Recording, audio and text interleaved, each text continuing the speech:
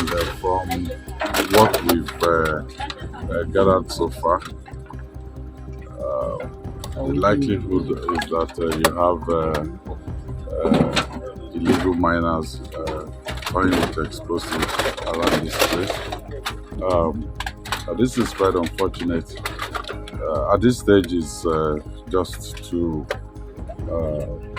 rescue anyone that is still under the rubble here, and also the people that have been taken to the hospital to give them care,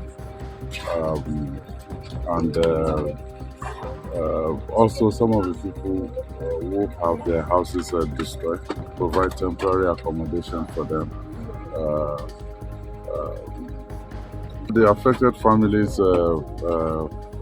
I'll say, the government is here. We will support them in the recovery effort.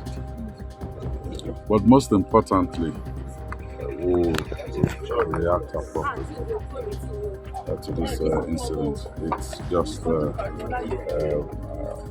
it's devastating. It's something that